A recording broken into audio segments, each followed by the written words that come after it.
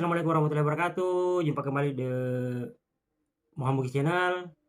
Dan perjalanan jalan-jalan kita hari ini membawa saya di Batu Putih, Kabupaten Baru.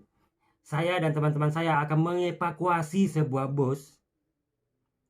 Maksudnya mengevakuasi rasa lapar penumpang bus. Ayo kita lihat. Ingat Ki, tonton full baru subscribe.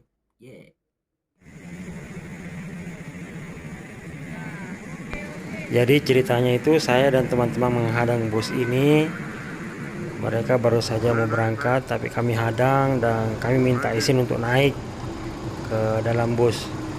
Jadi kami bermaksud mengevakuasi rasa lapar daripada penumpang bus ini yang tidak semuanya tadi turun ke masjid karena sebagian dari mereka adalah perempuan.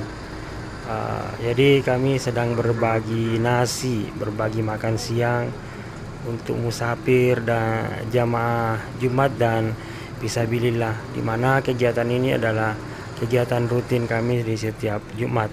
Kebetulan sekali ini ada bus kalau nggak salah ini bus dari Luwu mau ke Makassar.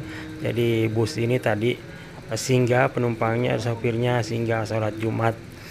Nah kami pun kepikiran untuk ikut mengevakuasi rasa lapar penumpangnya yang tidak turun, makanya kami naik, kami minta izin. Ternyata busnya ini tidak ada kursinya, Cikali, tidak ada kursinya, malah tempat tidur semua. Ini kapan dibilang bus sleeper, apa harus dibilang, iya. Nah, jadi tempat tidur jadi sudah mendapat ada. Sudah saya sama supir, tinggal ada depan penumpang.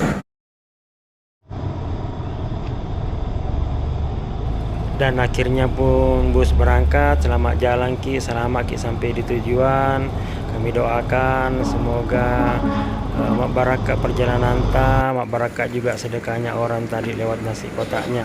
Ya, jadi kami itu sebenarnya tadi berbagi nasi di sini di depan Masjid Nur Tauhid Batu Putih Kabupaten Baru.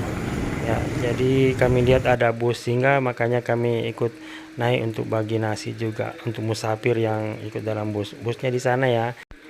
Dan sebagai info, ini adalah program Indonesia Makan-Makan dari volunteer Masjid Indonesia. Terima kasih udah support, tonton full baru subscribe Ki.